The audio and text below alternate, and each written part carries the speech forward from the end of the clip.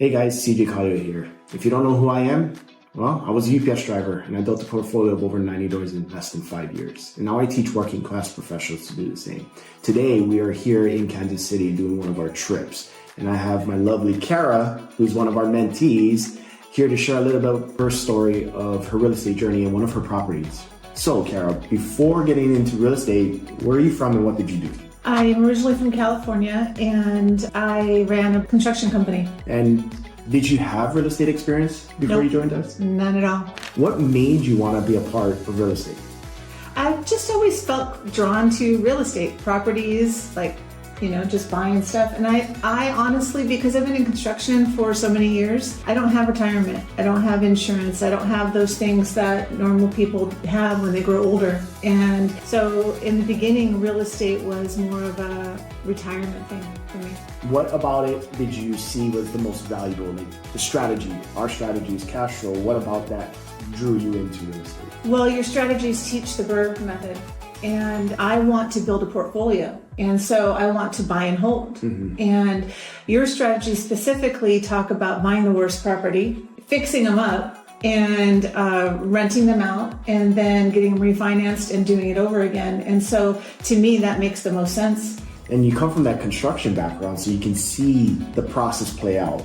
So for somebody that doesn't have construction background, what would you suggest to them so that they can be more comfortable with that strategy? I would suggest to ask questions, get yourself surrounded by people who have done it, people who do it, like the construction piece of it, so contractors, asking all the questions even if you think it's stupid, being involved, and trusting the process, really. I mean, with people being involved in the group that we have here, that is abundant. So it makes you feel better about going through the process with construction specifically, because the people that I work with in the construction area with you guys, you're so educated and easy to work with. And it makes my life easier to know that I have a team of people that I can ask questions for. Cool. Tell us about your first deal. So my first deal was a firehouse, what we call a firehouse in the real estate investing world. I bought my very first house and it was burnt down. I mean, not down to the ground, but inside the entire house was completely charred. Nothing was salvageable. So I decided to jump in and go all in on a firehouse. What made you so confident to do that firehouse? Well, The thing is that being involved in WNN, there's so much education, so much support, that by the time I got to walk that house, so I actually bought the house on a trip, it's called the KCMO trip, and a bunch of us I think maybe 20 of us were there. We got together and there was powwows and trainings and just racking of the brain and getting our mind just really wrapped around how we analyze deals and how to make good deals and what to look for. And then we spent 3 days, I think it was, walking properties. I think we walked maybe 15 properties a day. It was one after another. And so the more we started walking properties, and oh, by the way, the contractor was with us, the inspector was with us, educating us the entire time. So I was 2 weeks into WNN and then I went on this trip.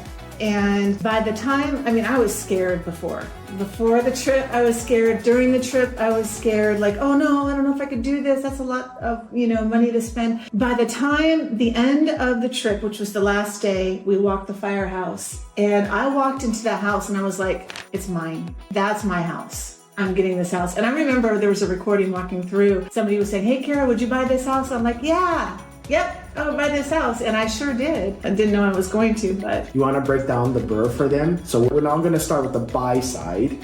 Where did we find this property? Well, we found it was an off-market property, so a wholesaler was involved. And I guess you guys got the information from the wholesaler, you got the code to the house, the lockbox code. And it was one of the last properties we looked at on the last day. And so we all drove up, 18 or so of us in a van, and unloaded the van with all the people. And we walked up, and I think it was Brandon was trying to undo the lockbox code, and got the door open. And as we were starting to walk into the house, this lady next door frantically comes over. What are you people doing? That's my house, and it's selling on Thursday. I already have it in contract, and I can't believe you got the code. And she was just beside herself. And we were all like, uh-oh, what's going on? And she didn't realize she was dealing with a wholesaler. She had no idea. And so then CJ steps in. And I mean, the calmness and just like, literally, he held her hand. He said, okay, let me tell you what's going on. And let me tell you what you can look for. And I mean, he even went to her house and walked in and they had like an hour chat. Made her go from like high 10 of super high anxiety to like a 2, okay. You know, and CJ said, hey, if this deal falls through, we'll buy it from you. And I remember the next day, I mean, she even then at that point let us all walk through the house, even after she, you know, wigged out and said, get off my property. We all were able to walk through the house, take pictures and video, and she was totally cool with it. And I was super impressed with how CJ handled it because he really just made her feel peace. And that was great. That was one of the first encounters I had with how CJ deals with people. It was amazing. But anyway, I had to say that. Awesome. Thank you. So long story short, we were able to eventually get the deal, correct? So you mind sharing with them the numbers so that they have something to chew on? Yeah. So this was one of the properties that we kind of had to act fast on because she was already in contract, getting ready to close. They backed out. We said that we would take it. We offered $50,000 and she took that offer right away and she wanted like a 14-day close. Right. With no inspections. And I was confident in that number and the contractor was with us and the inspector on that day. So he was able to give me a number of $150,000, which gives like a $30,000 contingency in it. So really it was $120,000 to fix up the house, get it back to brand new, really, on top of that 120. So that's like a 170 all in. Mm-hmm. And the ARV at the time was like 285 or 288, something like that. Right. So that's what we did. And now you're in the rental phase because we did complete the rehab. Even with contingencies popping up, we were able to make it work. What did it end up renting out for? I got almost $1,300, $1,295. Yeah, and it wasn't even in the peak season. Right, and it rented within a week. Right, and we are now on the refinance part of the BRRRR, and you're moving that along extremely well too. Yeah. So I just decided, actually, I'm not going to refinance it.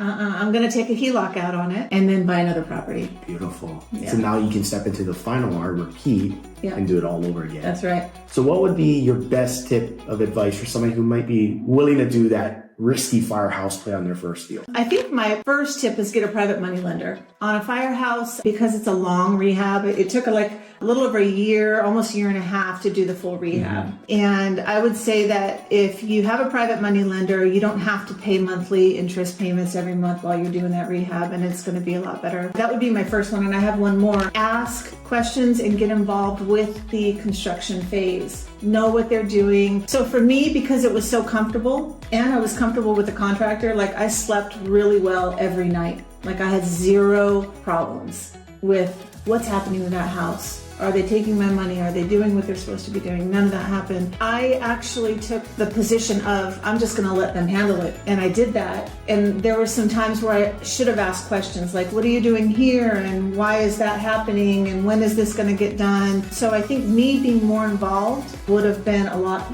better. And that going forward, you know, remembering this is my house, this is my project, I have to take ownership of it. I can't just let it go. And so those are the big tips that I would have. I'd buy another firehouse in a minute. And you are well prepared for it. Yeah. So you guys got the behind the scenes and the inside scoop of a breakdown of a firehouse BRRRR on the first deal with Kara. Thank you for your time, Kara. You're welcome. And guys, if you want to connect with us, if this is what you want to do, are you ready to do the BRRRR strategy? Click the link below and talk to one of my team members.